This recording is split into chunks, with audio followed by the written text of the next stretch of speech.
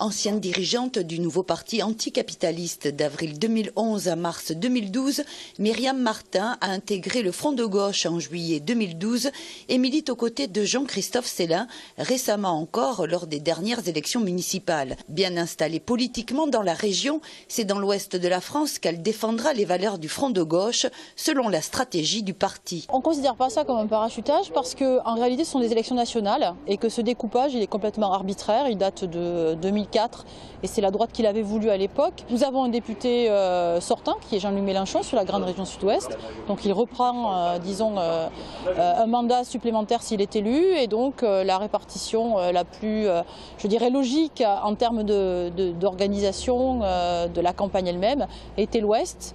Certes c'est un petit peu loin de Toulouse mais je continuerai à me battre sur l'ouest. Parmi les grands axes de son projet, la gauche radicale s'oppose à l'Europe libérale des banquiers, aux politiques d'austérité et plaide en faveur d'une relance économique et écologique. Le Front de gauche et Europe Écologie Les Verts se retrouvent sur beaucoup de points, comme la création d'un SMIC européen ou encore sur la priorité à donner aux transitions énergétiques. C'est le dada des élus verts, mais nous on ne croit pas au capitalisme vert, ça n'existe pas.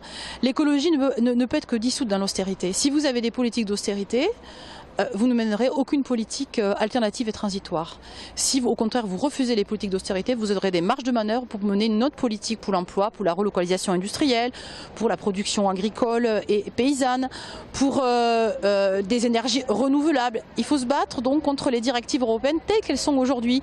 Or, les Verts, ce qu'ils nous disent, c'est que si on arrange un petit peu à la marge les politiques libérales qui sont en train d'être menées, on pourrait peut-être aller vers. Mais la preuve que non, on a des Verts qui ont été au gouvernement pendant 2 ans et on n'a pas vu le début d'une transition écologique dans ce pays, alors que c'était une des promesses de campagne de François Hollande. Dès vendredi, Myriam Martin partira à Brest à la rencontre de salariés ou ex-salariés pour défendre l'emploi dans l'industrie, l'agriculture et plus localement la pêche. S'enchaîneront alors les meetings prévus en mai à Rennes, Niort ou encore Nantes, où elle s'opposera au projet du nouvel aéroport devenu l'emblème des luttes écologiques en France.